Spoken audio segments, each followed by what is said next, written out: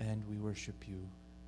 We give you all of our praise and our love and our adoration, our Heavenly Father, who has given us all things richly to enjoy, who has given us our life and our breath, our faith, our church family, our sacraments, your word, and every good thing. You've given us our children and the care of them, entrusting us to rear them in the admonition of the Lord. And you've given us so many gifts, and we thank you for them all. We ask you for wisdom as we embrace the challenges of our current age, for help to instill within our children a true, deep faith, the faith of our ancestors who gave their life for the church. We ask you, Lord, to give us wisdom as we learn about technology and as we try to keep up with the advancements that happen around us. Without becoming one with the world, we're still part of it and trying to sanctify the world and serve the world and show the gospel to the world and our children. We ask that we would have your grace as we learn and grow in wisdom in this battle. We ask for their purity and their protection, ultimately by your mighty right hand, your overshadowing angels and saints, being with them in their rooms, in their thoughts, in their mind, in the places that we cannot go. We entrust you to their guidance, Lord, in the times when we can't be with them. And we ask you to deeply influence them in every way. Allow them to grow in holiness. Allow them to grow in purity. Allow them to grow in the knowledge and love of God, in faith and hope and in love and in service to the world and the church. We ask you for grace for tonight's talk, that we would all benefit spiritually from it and learn how to overcome the wiles of the evil one, who walks about like a roaring lion, seeking whom he may devour. We ask you that our children would see your beauty and your goodness as much more enticing and appealing than the world and sin. Through the intercessions of our Mother, St. Mary, through the prayers of St. Luke the Evangelist, and all of the heavenly hosts who are watching over us now, make us worthy to pray thankfully. Our Father, who art in heaven, hallowed be thy name. Thy kingdom come, on earth as it is in heaven. Give us this day our daily bread. Forgive us our trespasses, as we forgive those who trespass against us. And lead us not into temptation, but deliver us from the evil one. In Christ Jesus our Lord. For thine is the kingdom, the power, and the glory forever and ever. Amen. So thank you all so much for coming and joining us. Welcome back, Mr. Kamal. Great to have you back with us. This idea started with a seminar that was held for all of the diocese coordinators, and Emil was part of that conference. And so he brought back this very, very precious presentation, and he's going to impart to us the wisdom that was imparted to him and help us to really get practical with protecting our kids and knowing about technology, and how to really, really put up a defense wall for them so they're not tricked by the enemy in any way. We ask that God would give Emil grace as he speaks, and this will be recorded now on the YouTube and streamed live for those who couldn't be with us. They can watch it later or watch live. Thank you, Emil.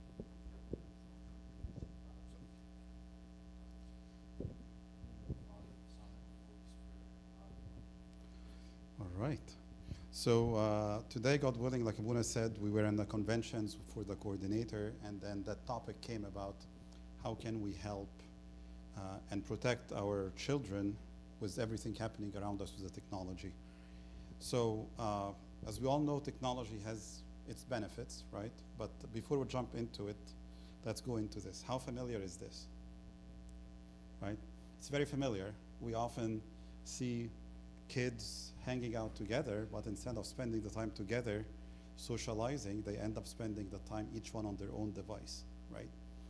Not only the kids, but that trend is moving beyond the children, where they're sitting together and not socializing in person, but also this is another common setting that we see around. You go to a restaurant, you sit down, and you'll see a lot of tables where everybody's on their device, not talking to each other, but staring at their device, right? So it's something that happens around us all the time, and it's becoming a big problem, right? So these devices are controlling us, and we end up spending more time on them than we spend time with other people and enjoying the company and socializing with others and so forth. And if the adults are doing it, the children will follow suit and do it. The adults are setting the example for the children, and you can't tell the children to put down your device while the adults themselves are using the devices next to them, right? So it's becoming a challenge. So like I said, there is a lot of benefits for technology, right? It gives us exposure to new ideas and information. It keeps us aware of the current events and issues. It helps students work together. Some schools even are 100% based on technology, where everything is done through Google Classroom. They submit their assignments through Google Classroom and so forth. And there's other products out there that kids use and school use all the time to keep in touch with parents, to assign all the assignments for the kids there and so forth. And it makes it sometimes easier to communicate as well. And it allows family and friends stay together. Like we have always families in Egypt or families in Canada or families everywhere.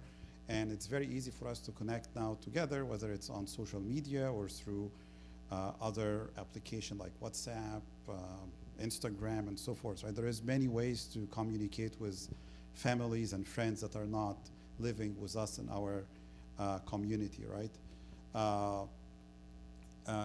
The technology gives us access to valuable support networks. Like if somebody going through a problem, they can go online, find people that have the same problems and encourage each other, support each other, and help them overcome it. And also some of the benefits of technology, believe it or not, is promoting wellness and healthy behaviors, but it becomes at the cost of getting addicted to it as well, right? So definitely there is benefits for us from using the technology, but the benefits are there, but there is so many risks as well and dangers of using the technology and the devices and keeping them in our own hands, right? So there is emotional dangers and risks, like less connections with family and friends. Like the pictures we saw, people are sitting together, the kids, instead of connecting with each other and talking to each other, they're spending time, each one of them on their own device or playing video games or whatever it is. And to them, it's a way of socializing, but I don't really see the socialization in it, but it's a way for them to spend time together. So it's a lack of healthy socialization, right? They are together but separate. Also, there is a risk of the online predators and exploitation. I'm gonna go into an example later on. Bullying, cyberbullying is something that's very common nowadays, where teenagers get affected by it to the point that some of them commit suicide because of being bullied on social media, or somebody will take a picture of someone and share it across the school, and it like becomes a problem, and there is a lot of dangers out of it, right? So so it's all risks that as we allow the children and the adults use technology that we need to be aware of, right? There is health and wellness risks and dangers as well. Addiction is one thing. Like a lot of studies show that the excessive use of technology produces more dopamine in the body, and that's addictive. Like if you give a child that has ADHD, ADD, ADHD, whatever it is, a device, they will calm down because it stimulates them, and it's like a stimulant and works on their brain and helps them focus, right, on whatever they're doing. So it has addictive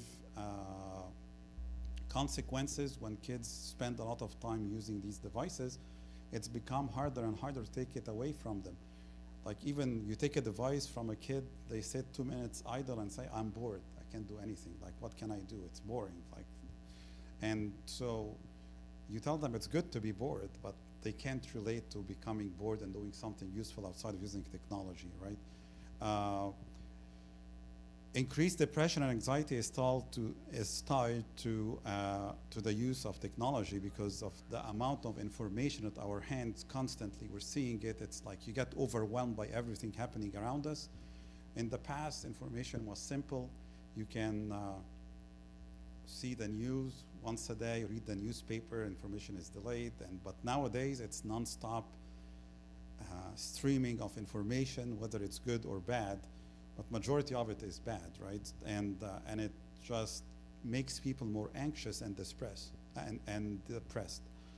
Also, the blue light on the devices, it's tied to sleep disruption. People sleep less, so it's recommended that in order to have a good night's sleep, you stop using technology for an hour and a half or an hour before you sleep. So you want to stop using the devices so that you give your brain some time to relax and unwind, and then get into a good night's sleep. And then obviously it's the less physical activity, right? Everybody would rather be sitting down, entertain themselves with a device than being outside working hard and being active and playing sports and so forth. The other risk is from an ideological and intellectual side of things, right? So the internet, unfortunately, is not governed, meaning like everybody can put anything out there and there is nobody reviewing anything, right? So you can have tons of information, but it's not cross-checked to be validated is it true or not, right? So that's a big thing that we need to be aware of, that not everything the internet tells us or we find on the internet is true. A lot of research needs to be done when you read something or find something online. Doesn't mean it's accurate, doesn't mean it's been researched, doesn't mean it's been cross-checked, but it's just out there. There is a lot of indoctrination that happens online, tracking and monitoring. There is nothing online that is not tracked, right? So you put anything online, it's public information, anybody can see it. No matter they tell you it's secure, it's encrypted, it can be accessed, right? There is hackers. Like I work in the technology, right? And one of the things we do on a regular basis is we hire hackers to try to figure out how they can hack our website to ensure that it's solid, right? So, and sometimes they find a lot of issues in the code we write and expose. So nothing is secure. Nothing is 100% bulletproof encrypted. There is always ways to find information if it's available online. So be very careful on what you put out there, right? When you put information on Facebook or you put information on Instagram or anywhere else, LinkedIn, no matter what, that information is publicly available and can be accessed. And also there is a lot of illegal activity online, right? So we're going to talk about the dark web as well. But there is a lot of information and illegal things that happen online that we don't see or hear of it sometimes, but it's out there. And there is a lot of unknown risks that we don't know about, but this is some of the documented stuff that we hear about, some of the known things. But there is a lot of things that can cause trouble and are risky when we are exposed online and we're not being careful. So the next slide, I'm going to show you, this is what the American Academy of Child and Adolescent Psychiatry recommending from a screen time usage, right? It's from babies all the way to teens and adults. And it's not a lot, as you can see. So for babies up to 18 months, there is no screen time, except a video chat with an adult or a loved one, but no screen time. For toddlers, 18 to 14 months, less than an hour co-watching educational programs with a caregiver. So not to entertain them, not to babysit them and give them a device to keep them quiet and away from us, but instead it's less than an hour co-watching with an educational program, right? Children between 2 and 5, it's an hour or less each weekday and maybe up to 3 hours on the weekend. But again, we have to be careful on what content they're exposed to. Kids and teens 6 to 7 years old, 2 hours or less of recreational screen time per weekday, right? And it's important to maintain with them healthy limits and making time for other important activities like family, like physical activity, sleep, hygiene, everything else. So 2 hours is the max per day. Other than that, it's too much. And then for teens and adults, it's also between 2 and 4 hours of recreational screen use per weekday, right? So we need to disconnect ourselves from the screens.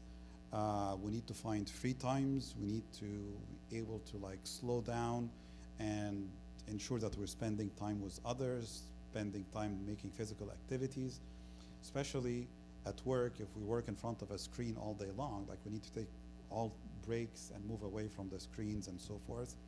But the 2 to 4 hours is recreational outside of your job if you're working on a computer all day long. So again, this is what's recommended by the American Academy of Child and Adolescent Psychiatry. It's not according to us, right?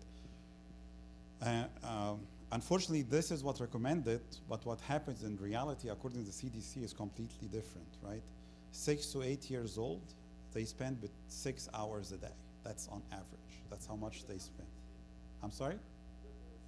The CDC, yeah, these numbers are from the CDC. That's not recommended, that's the actuals. The CDC is telling us, based on the research they did, right?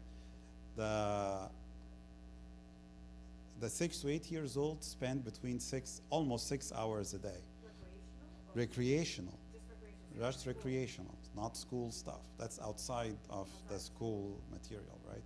11 to 14 years old, 9 hours a day. They're not sleeping, right?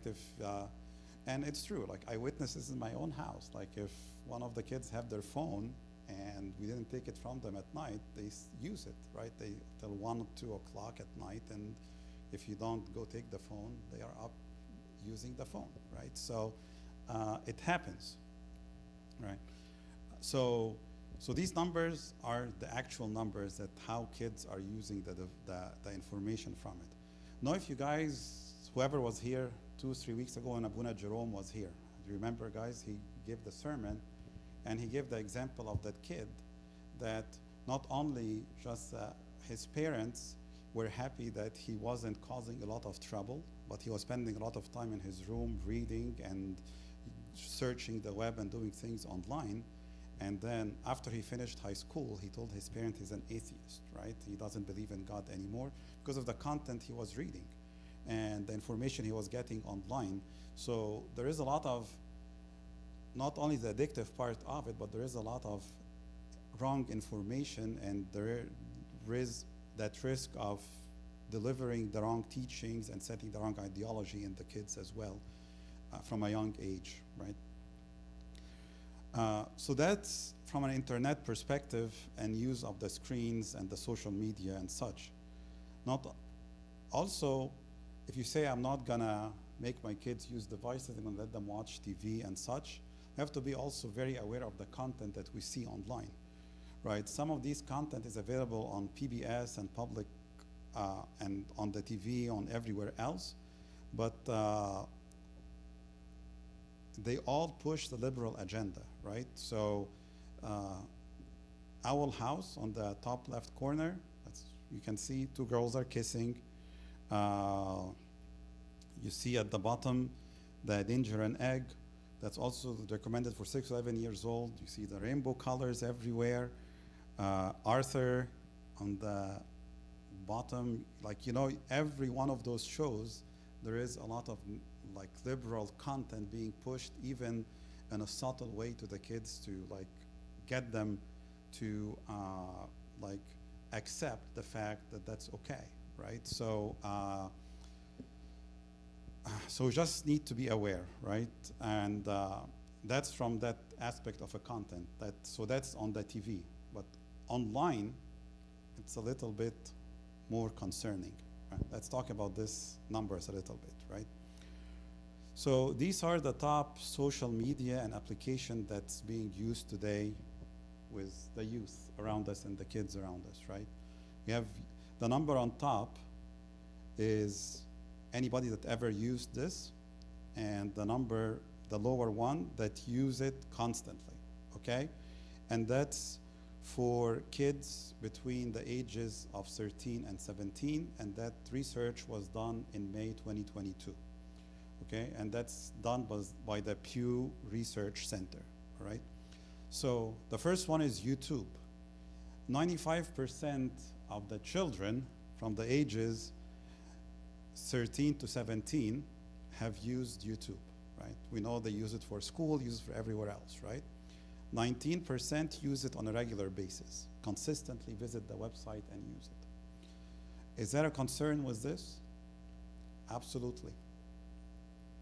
What's on YouTube? Right? There is a lot of good stuff, but there is more bad stuff on YouTube than you think. The most common YouTuber out there, his name is Mr. Beast, right? All the kids, you talk to them, they know Mr. Beast and they love to watch Mr. Beast. Tell you there is nothing wrong with what he do, but I'll tell you, it's all wrong content and wrong messages, right? So he pushes the whole concept of challenging and pranking his friends. And the pranking goes beyond normal pranks, right? They can be very expensive, and sometimes the kids don't realize that they can cause a lot of damage. Like, he's a multimillionaire, he can damage a friend's car and then buy him another car, but we can't do that. You can't have a kid damage somebody else's car and then his parents are gonna buy the kid another car. It doesn't work that way, right? So he challenges his friends to do a lot of these things. He does a lot of charity, but charity in like horrendous way. He'll give lots of money to charities publicly. That's completely against what we teach about how you donate and give charity, and let not your right hand see what your left hand is doing, right? So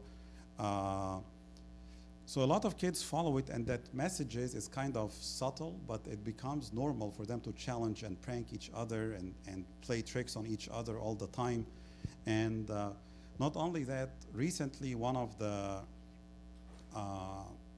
characters in his show or in his channel, one of his friends that co-produced with him, is going through a transgender and transformation. So he's on hormones and stuff, and he started by painting his nails and becoming a girl, and the kids are watching this and they're accepting it. It's becoming normal. That's okay. There's nothing wrong with that, right? So we just need to be careful of what messages they're watching out there with all these channels, right? So, and be aware of the content.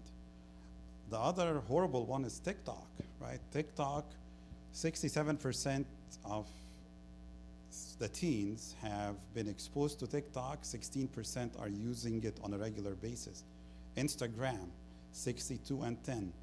Snapchat, 59 and 15. Facebook is not becoming popular anymore among teens. It's for the grandmas and the parents and so forth, so the kids don't use it anymore, but some of them still use it, right? But TikTok, Snapchat, all these stuff, Instagram, they have that concept of these short videos. They call them reels or shorts or whatever it is. And it's a constant stream of videos that come one after the other, that the kids watch and scroll through them. You'll see them just scrolling through their phone, one video after the other.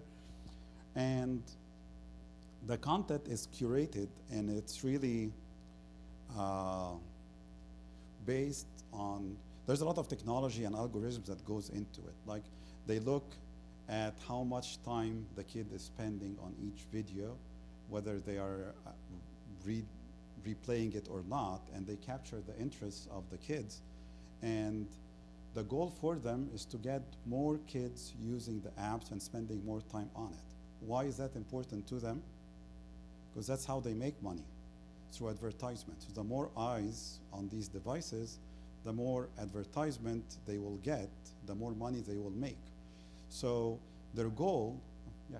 Sorry, I don't think the main reason is money. I think it's just to impose a new agenda, which is basically spreading out homosexuality everywhere. I was on a plane, and half of the movies is about genitals, a kid that is confused about his identity. Even on the plane, the movies they play there. Yeah, so that's, Netflix, and it's highly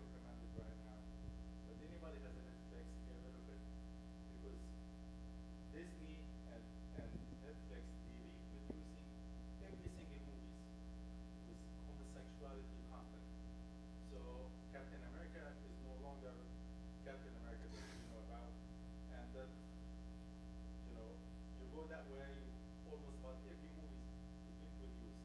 Really producing it is a really horrible thing. There is a lot of dark agenda and dark money. I don't think it's to make some money from this. There is a huge force behind this agenda. Yeah, there is an agenda to push all that stuff, Yeah. but also these companies are for profit. Right? So they won't exist. A company like Facebook or Google, that's the owner of YouTube, they have thousands and thousands of developers sitting there and they need to be funded. So these companies, they are after money. And the agenda that they're pushing is coming as well with this. But the point I was trying to make is the main reason they have these algorithms is to capture the audience longer and longer. And the more they have eyes on the screens, the more they can raise the price of the advertisement and more people will pay for it. And that's how they're going to fund themselves and be able to push whatever agenda they want to push, right? But the algorithms they have behind it is they want to capture the interest of every person that they see and push specific content that is created for these interests and whatever it is. If they like guns, they're going to push guns. If they like violent content, they're going to push violent content. If they like pranking, they're going to push pranking content. Depending on what type of, if they like cooking, they're going to push cooking content. So whatever the interest of the people watching, that's how they're going to keep their interest, by pushing the same type of videos that they like and the same type of content that they like. If you have Facebook today, you go through Facebook and you scroll, half of the information there, it's not your friends anymore. It's public content, whether it's articles or advertisement or whatever it is, but it's no longer the feed from your friends like it used to be when Facebook started however many years ago, right? So and the amount of sexual content as well, although they tell you there is no nudity or anything like that on Facebook and Instagram on these programs, but the amount of sexual content and videos on these platforms is insane, right? There is a lot of sexual content on it, and it's just that agenda, like it's some way to keep the interest of the teens into these platforms and keep them coming to them and looking at them. And the use of them keeps increasing, right? So if you look at a program like TikTok on the right? So the use of TikTok has risen so much from 2014 compared to something like Facebook. So TikTok, if you see that line, 67% on 2022, and it was not existing on 2014. Right? Facebook was 71% in 2015, now it's going down, but there is other program that's coming up. Instagram, Snapchat, Twitter is going down, and so forth. But there is, all of these programs are getting pushed. So if you look at the stuff that's getting pushed up, YouTube, TikTok, Instagram, and Snapchat. And all of them has that curated content of videos that are unmonitored, unsupervised, and it's constantly being pushed. Snapchat, when it started, it was to communicate between two people. You take a picture and send a message to a friend. That's where Snapchat came, and that picture disappears, right? So the idea was, it's a message, you send it to your friend, it goes away after your friend reads it. But now, it's not only this, it has that concept of these short videos that keeps going on. So the kids are all the time on Snapchat. They don't talk to each other via regular text message anymore. Everything is done through Snapchat. I'm gonna snap this person. Do you have their numbers? No, I have their Snap account. And that's how they communicate with each other. There's no longer regular text messages, it snaps, you can't trace it, you don't know what's going on. And then there is exposure to all these other content on Snapchat. These feeds, they feed from each other between YouTube, TikTok, Instagram, and Snapchat. All the videos are across all these platforms, and they just feed each other and they keep pushing them all around. So just be careful of the content that's out there, right?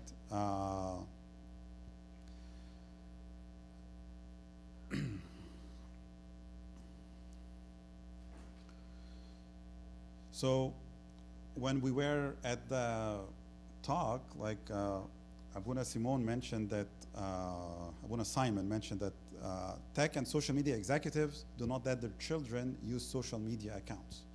I don't know, I haven't researched it myself, but that's the message that was delivered as well. So you look at the tech media executives, if they don't let their kids watch or use social media account, then there is a question mark around them here, right? There is a documentary on Netflix. It's called The Social Dilemma, right? So I recommend you guys to watch it. It shows you how these social media companies think about capturing the engagement of the people in and the youth on their applications, and how they're building their algorithms to be more addictive and more engaging. And we can see it around us that everybody is staring at their phone and don't want to leave it, and it's hard for them to leave it. The other example here about exploitation, this is a case that happened. I'm not going to go into details of it, but basically a person from Canada was exploiting two teenage girls in Virginia and was threatening them to expose them to their parents if they didn't do some sexual activity, and he recorded it on video, right? So he's in Canada away from them, not physically, but he was able to make them do videos online, and they caught him eventually, but later on in life, right? But that's how dangerous the internet is and who we're talking to. The other big problem about the internet is what we call the dark web, and that's something we need to be careful about, right? If you see something like a Tor browser on the kids' devices, that's basically a way to access the dark web. The dark web, there is a, it's called Tor. Yeah, T-O-R. You'll see the apps on their devices. It has an icon, yeah. It's available for Windows, it's available for Mac, it's available for Android, it's available. Right, so it allows them to access the dark web. The dark web is something that's unregulated 100%. A lot of stolen content are available on the dark web. These are examples, right? So you can buy clone credit card number with PIN between $25 and $35. You can buy a credit card details with account balance up to $5,000 for $240. And this one happened to me. I got a phone call. Somebody told me, did you do a transaction at this gas station at this time? And he gave me the exact amount. And he told me about another transaction I did on the same day, and he gave me the exact amount. And he tells me, your credit card is stolen. I need you to give me your credit card details so I can reverse this transaction, right? And immediately it triggered a red flag. Why do they want my credit card number if they're calling me from the credit card company? I told them, no, thank you. I'll hang up and call the credit card company, and it was a scam, right? But people fall for these things, right? And they end up sharing their credit card information. Online banking logins, right? For $2,000 with $2,000 in the account can be bought for $120. PayPal accounts, hacked Coinbase verified account. There is tons of information that can be bought in the dark web, and it's available, and it's used for that, what we call social engineering, where these thieves try to trick you and get more information about you, and then use that information to steal things, right? So so we need to be careful on what's around us, what the kids are watching, what the kids are using, what social media they're using. Don't worry, it's going to get better. That's so a little bit gloomy for now, but it's to get better. But for us to really help them, we really need to understand how everything works at home, and the devices that we own, and how everything works, so we can put layers of protection, right? So, so just quickly, a quick view of how the internet works, right? So you have the client on the very left, which is your computer on the top, or an iPad or a phone. that when you open it, you open a browser and you try to connect to the internet, right? So at home, we have what we call a router or a modem, right? Or both devices really need them. The modem is what comes from the internet company, and then the router is what distributes the signal inside your house. And if you're using a cell phone, if you're not on a Wi-Fi, you're connected directly to the cell tower. But if you're on a Wi-Fi, then you're using the router on top, right? So here, let me see if I can.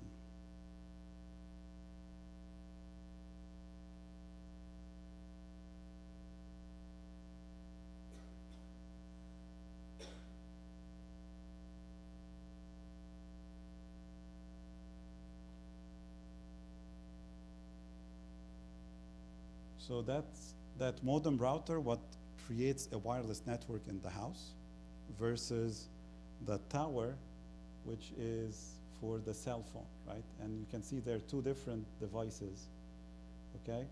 So your computer usually, when you're connecting, or even your phone, when you connect to the Wi-Fi, you are going through that router or modem.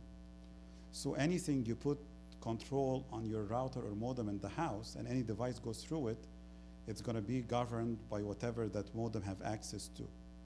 If you're not connected to the Wi-Fi, so say if you put some protection on the router and the kids are using their phone, if they're on the Wi-Fi, then the protection on the router will be applied to that session when they're using the phone. But if they disconnect from the Wi-Fi and use the phone directly, connected to the cell phone and get the 5G or whatever, LTE or whatever, however they connect to the internet, then they are skipping anything that was done from a protection perspective on the router, and they're going straight to the cell tower, okay? Regardless, so that's one area that we can put protection on, right?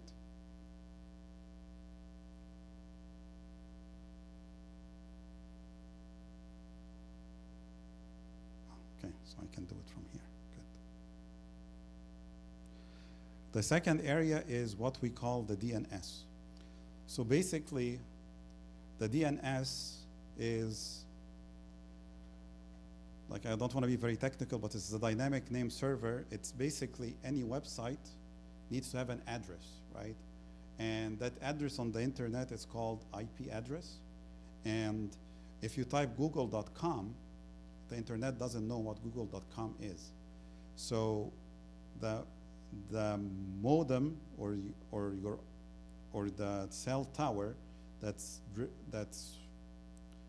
connected to your internet provider or internet service provider will reach out to a DNS server to figure out what's the address of google.com, and then behind the scene get the information that Google has from their IP address. Just think of it as an address book, basically.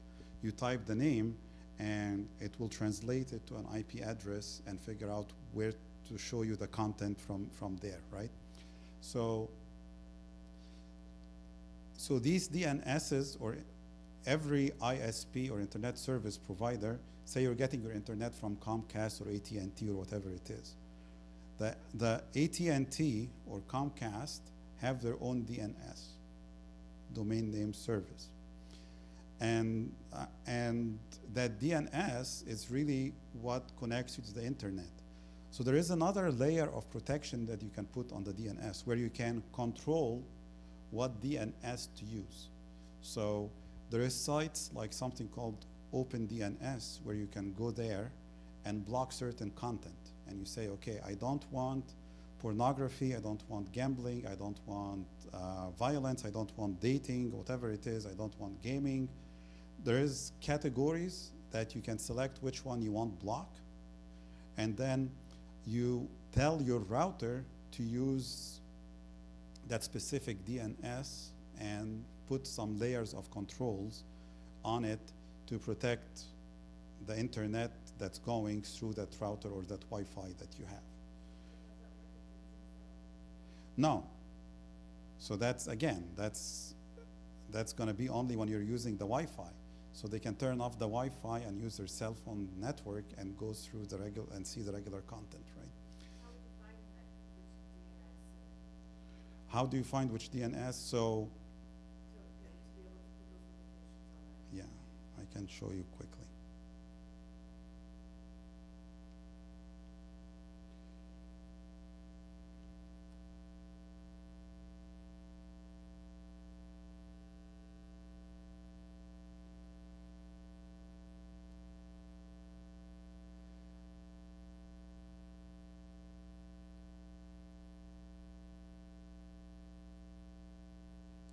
So if you go to your settings, you have your DNS, okay? And then you can change it. So there is, that's how you find out which DNS. Usually the DNS is assigned automatically from your internet service provider, and but you can override it on the router level. Okay? So that's usually how it works. So if you put restrictions or anything on your wireless network on the router, just be aware that the cell phones, if they're not connected to that wireless router, they still have access to the internet and all its content, right? So as an example, I have restriction at home on my router, right?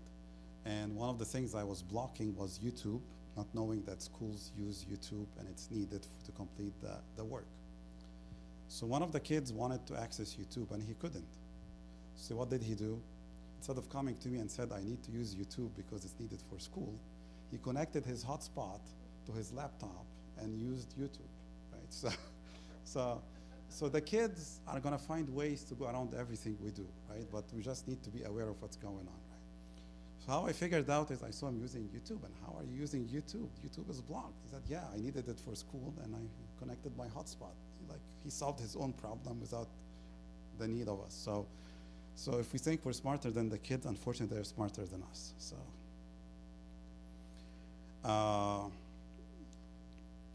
okay.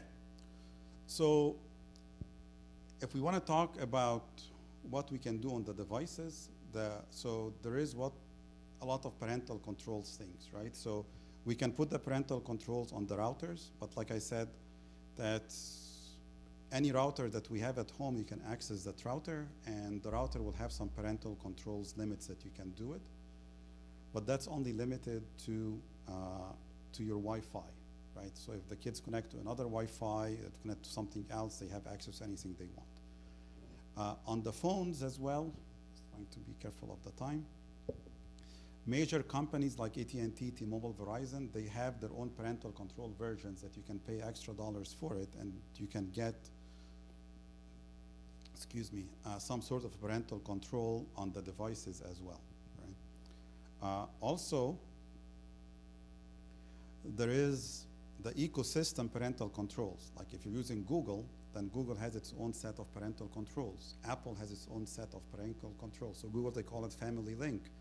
In Apple, it's the content and privacy restriction. Microsoft, it's called Family Safety. Depending on whatever ecosystem you're using as a family, there is ways to control it and set them up. But Google, for example, once the kids turn 13, these parental controls don't apply to them, right? So Google do it up to 13 years old. Apple allows you to keep them, but the kids figures out ways to overcome them. So if you search the internet how to overcome parental controls in Apple devices, there is a lot of hacks that the kids are aware of and they do them, right? Microsoft, it's not used as much anymore with the kids. They are usually on their iPads or iPhones, but if you're using a computer, there is a Microsoft Family Safety where you can link your account to them and everything can be monitored from there. But like I said, these are specific to the ecosystem you're using. So if you have an Apple device and a Microsoft device and a Google device, you need to configure every one of those ecosystems on it. Unfortunately, even if you're using an Apple, you have some Google apps on your Apple device. So you need to use both ecosystems to control everything. It becomes hectic and it's too much to manage and so forth. And then the kids use Windows machines or Apple machines that we like. So it's like a bunch of things that we need to think about. But these are free and available, and it's just upon every one of us to start looking at them and figuring out how to control them, how to maintain them, how to manage them, and so forth. The other way to do things as well, there is these third-party apps like that you install, and it manages all the devices that the kids are using. Something like Bark or Custodio. So these are more versatile solution that it installs an application on the kids' devices, and then you're able to monitor the content on the devices, or you're able to block certain things. Are they 100% bulletproof? No, but they work. And they cost money, right? It's not that expensive, but it costs money to get all the features that you want to really manage, when to turn off the internet on the devices. You can restrict certain apps on the devices from being used, and so forth. So these are the most common apps that really, I personally use Bark at home. So Bark is a good one to use, and it's installed on the kids' devices. If your kids are younger and haven't gotten phone yet, there is some specialized devices that are available. You can buy a phone. These are kind of Android phones. They look like normal phones. And they have the parental controls built in them. So they are a better way to have better control over what the kids have access to. And they're available where if your kids are still younger and gonna get their devices, you can start them with one of those. Light at the very bottom is the most basic one. It looks like a smartphone, but it's not a smartphone. It's like the good old phones. All you can do is call and text, nothing else, right? The other ones are like Android-based phones, but they have the parental controls built in, so you can manage from the parent side of things what apps can be used when the internet is on and off, and this is built in within the device itself. So that's a way to start, and as the kids show more maturity, you can start giving them more freedom and so forth. And each one of those, you can go to their website, and you can have a lot of read about all the features and the benefits from each one of them. I haven't used any of these devices personally, so I don't know how good they function, but they're available to be used and can be leveraged easily by everyone. Okay, so like I said, Pinwheel, Gap, TrueMe, Bark, they are kind of your regular phones. Light is basically a very, very basic phone that looks like a smartphone, but it's not. Okay, what else can we do, right?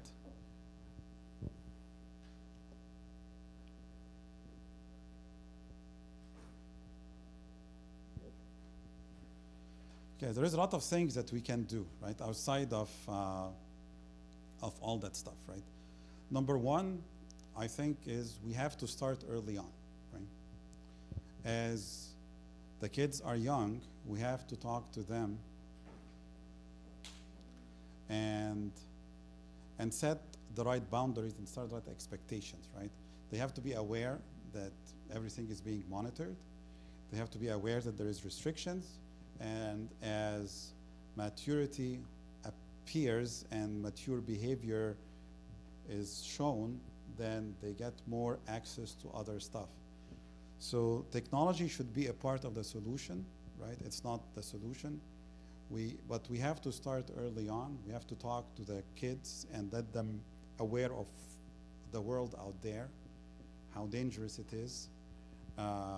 Let them know that their devices are being monitored, right? Because we can't start at a teenager and telling him, I'm gonna monitor your device. They're gonna rebel against us, right? So we have to start from early on. It's something expected. That's how, that's a privilege to use a device, and if we're gonna use the device, these are the rules and the guidelines of how we're gonna use it.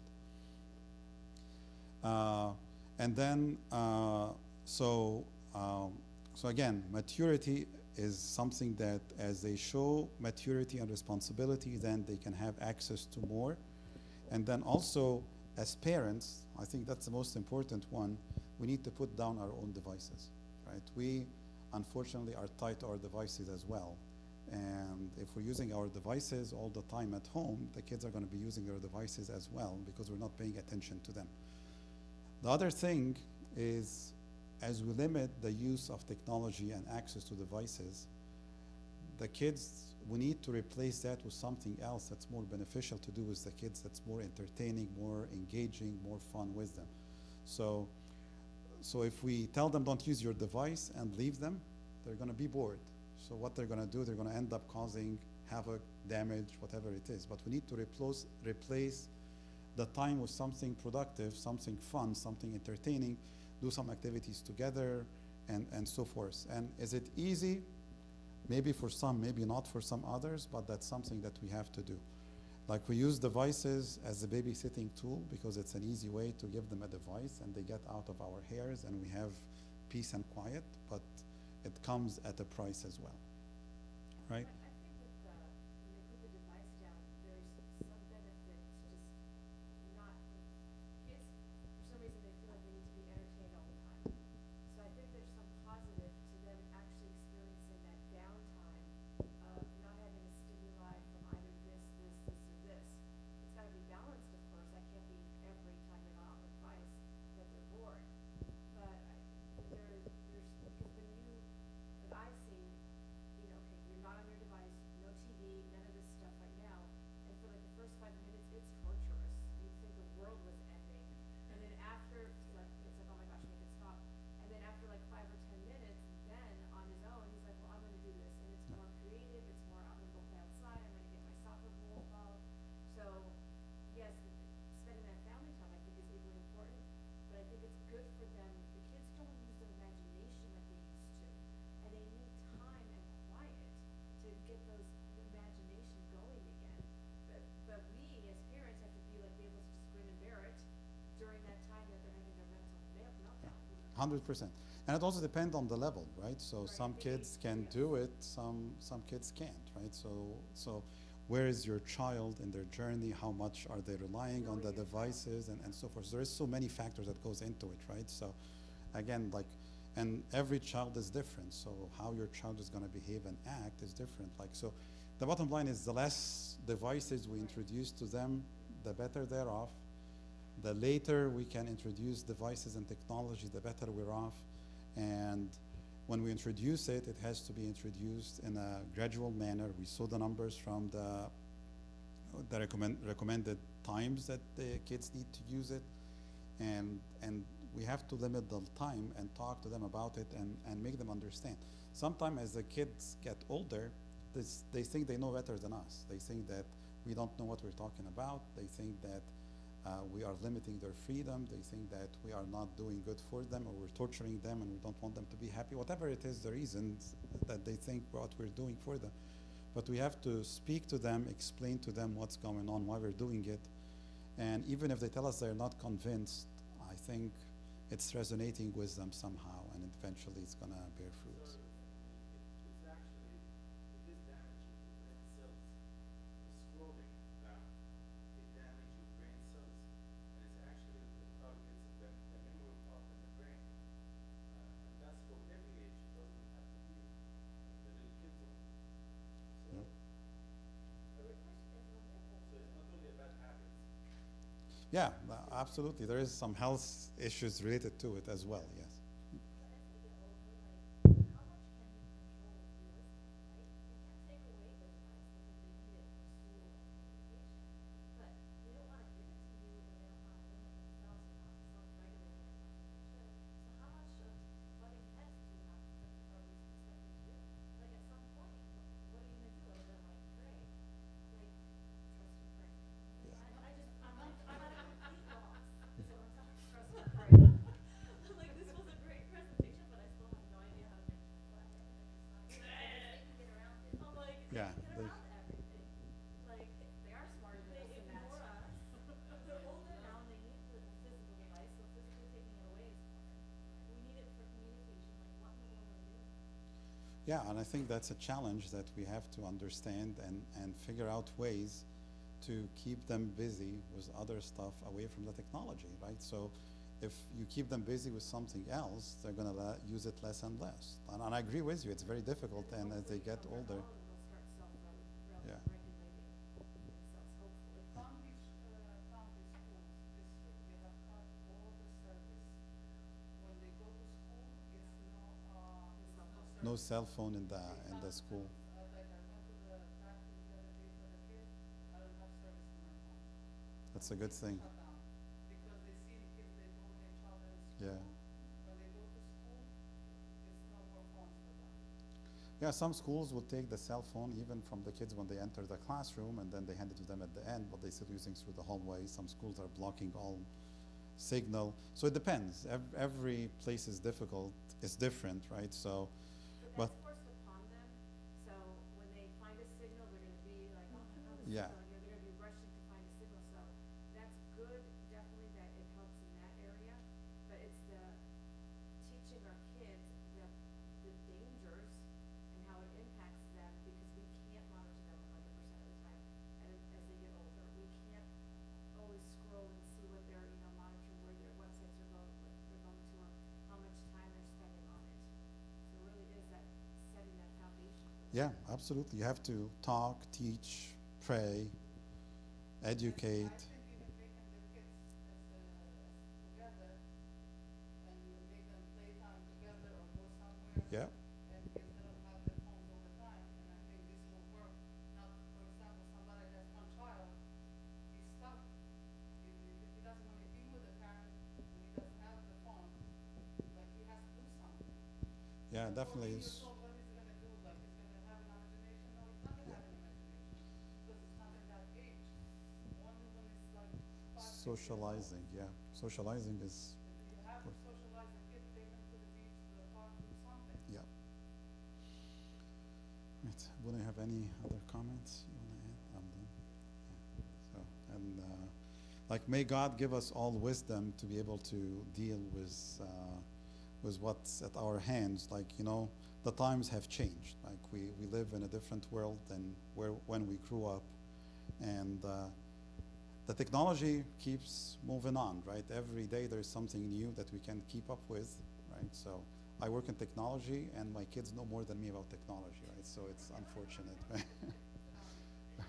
right? They just like the amount, like now I go to them for advice sometimes, like how can I do this, and they help me out. So so it's just we need to be just careful. We need to pray for them, and we pray for ourselves, so God gives us wisdom as well on how to deal with this. And like we said, we have to talk and teach and try to replace like if they have it, how can we change or keep them busy with other stuff that they can do, whether engaging with other friends, going out, doing something, sports, whatever it is that gets them away from the devices. And then if they're younger, like, let's introduce the devices as late as possible, put the limits from early on, explain to them what's happening, and then put that monitoring. And they need to be aware of the monitoring as well. If they know that it's there, it's gonna kind of hindrance for them to do the wrong things as well.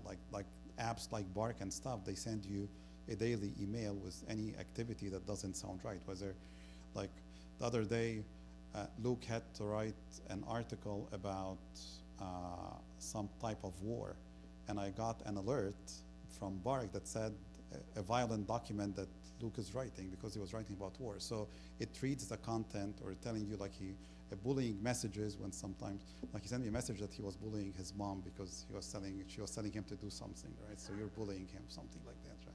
So, but it detects, it looks at the content, it doesn't share the content with us as parents, but when it detects something that's not appropriate, it just sends an alert.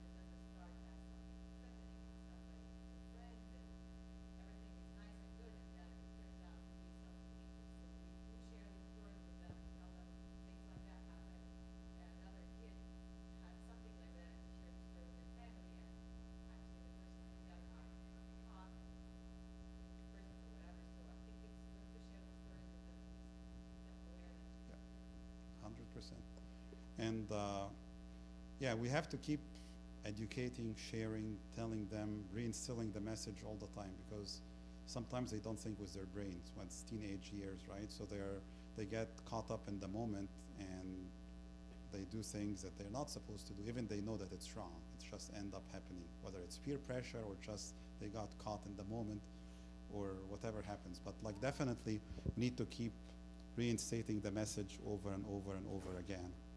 And let's learn from Saint Monica, like we have to keep praying. Like she kept praying for her son and he became Augustine, right? So let's keep praying and praying and praying, and that's the only thing we can do across everything else that they can figure out and be smarter than us. And glory be to God forever, amen. Thank you very much, Emil, for the precious message and for the helpful tools. If you have specific questions about the parental controls, feel free to speak with Emil and try to set things up for your family.